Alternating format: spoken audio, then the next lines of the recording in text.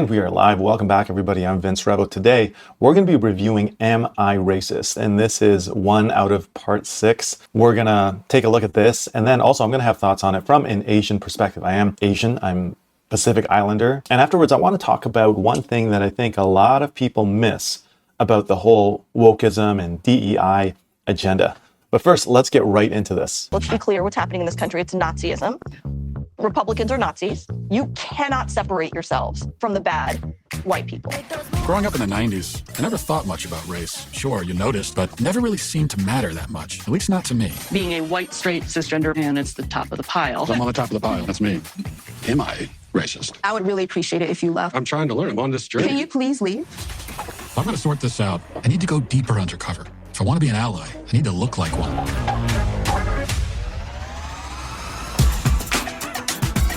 What is racism? Martin Luther King said not to judge people by the... Martin Luther King said a lot of stuff. Is America inherently racist? What the hell is that? The word inherent is challenging there. America is racist to its bones. All of the... So inherently. Yeah. The entire system has to burn. And I'm not going to even use save this country. This country is not worth saving. This country is a piece of shit. Oh, sorry. Sorry. They gon' say I'm racist. Joining us now is Matt, certified DEI expert. Here's my certification. Where are you guys in your anti-racist journeys? So I'll look around the room and point to who we believe is the most racist person in the room. We want to rename the George Washington Monument to the George Floyd Monument. Would you mind signing it? You will? What do you think about this issue of heteronormativity and how it intersects with the broader structures of racism in society? They gon' say I'm racist. What's up with white people? What are you doing to decenter your whiteness? Who's making it the center? Why are they doing that? And what you're doing is you're stretching out of your whiteness. Listen more for you in this field. White. Folks, White. trash, white supremacy, white woman, white boy, White. entitlement, White. centering, white silence. Is there a black person around here? There's a black person right here. Does he not exist? They gon' say I'm racist, but they call everybody racist. Hi, Robin. Hi. And what's your name? I'm Matt. Matt. Hi, Matt. Nice to meet you. Just had to ask who you are because you have to be careful. Never be too careful. They gon' say you racist, but they call Martin Luther King said a lot. All right, let's get right into this. Well, that's a pretty loaded statement, right? Considering that the Republican Party leader, Donald Trump, just won the presidency, I guess. Then, according to this woman, the U.S. is run by, according to her words, Nazis. I really want to drive home one of the main points. First of all, this movie, through and through, I find it absolutely hilarious. And it is a documentary, it's a comedy, and there is a story behind it, but it just reveals how absurd some of these things can get, right? I mean, yes, we want to promote inclusivity, and I think the DEI initiative promotes more division than it does unity, because it often focuses and emphasizes on the differences among people rather than promoting shared values and commonalities. You know, when we highlight divisions based on race, gender, sexual orientation, DEI can foster this group identity mindset where people see themselves as primarily members of a particular category rather than individuals belonging to this broader community. And the impact of this can lead to real polarization, suspicion when someone isn't like you or believes the same things as you. It can promote resentment amongst people of different backgrounds. It detracts from the goal of unity and shared purpose within workplaces, schools, and societies, even in the home. And DEI initiatives are often rooted in identity politics, which focuses on categorizing people according to the specific characteristics such as race, gender, or sexual orientation, and to minimize people based off of just those few things really will segregate and divide countries. When you think about this approach, it encourages people to see themselves and others primarily through these identifiers, these lenses, which will often lead to a us versus them mentality rather than encouraging unity based on shared humanity, common goals, and moral values. You know, when you think about DEI, it can really unintentionally foster a culture of division. And we're seeing that in America, where identity categories become the primary way that people define themselves and others. You know, you can see this in organizations where DEI programs create division by organizing people into these affinity groups. And while these groups kind of segregate into these groups, while these groups may aim to provide support, they can also create these vacuums, these silos where people interact mainly with people of that identity group. And this can really lead to feelings of inclusion or isolation among those who aren't part of these groups. And now you're in this echoing chamber of just people who believe what you believe. And when we focus on differences rather than our shared humanity, it can really lead to division. Even DEI training, I find it funny here, he's certified a DEI trainer, right? It emphasizes really on differences over commonality.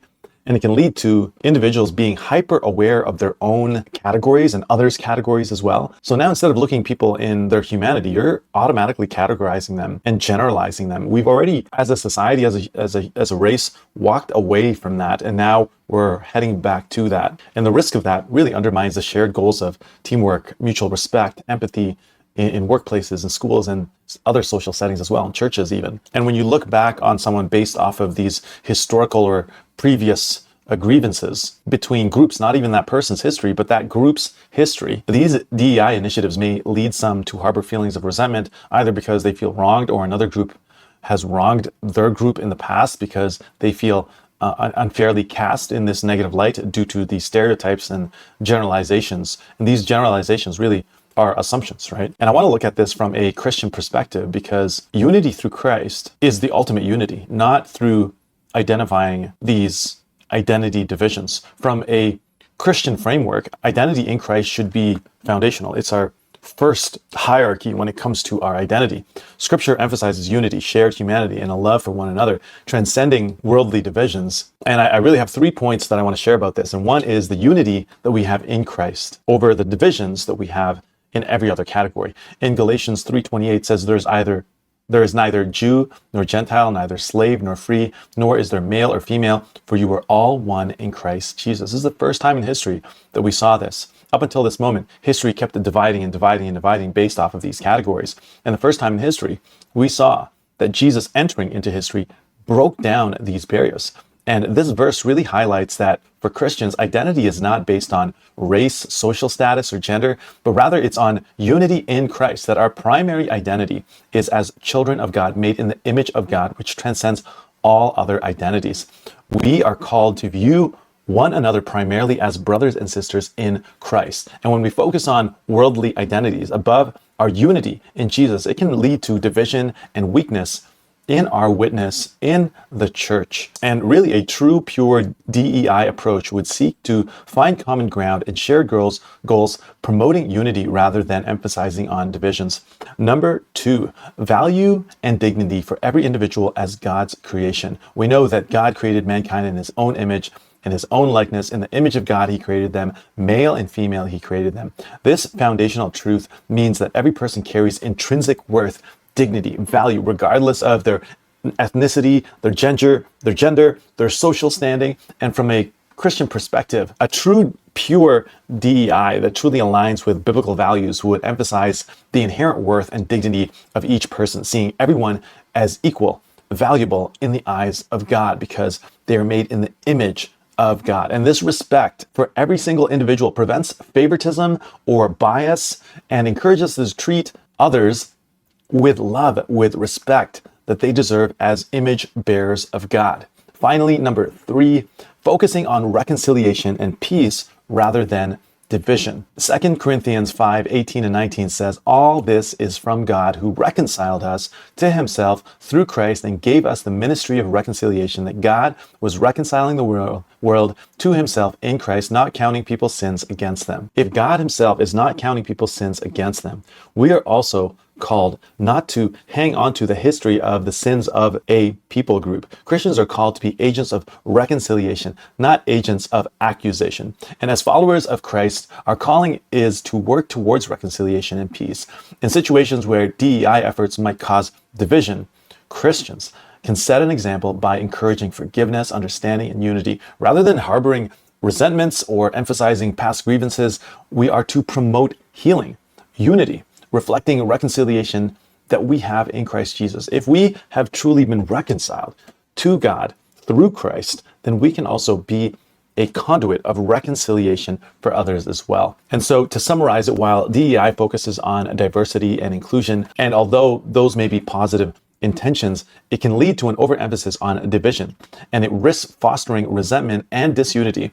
And from a biblical Christian perspective, true inclusion and unity are grounded in the belief that all people are created in God's image, and that through Christ we are called to a higher unity that transcends our earthly identities. Christians are to focus on love, reconciliation, and a unity that honors God and reflects his kingdom on earth. So let me know what you guys think about that in the comments down below. If you've watched this movie, let us know your reviews of it. Until next time, God bless you. Remember, you are more than conquerors in Christ. God bless you. Have a great evening, morning, afternoon, wherever you are, and we'll see you again next time.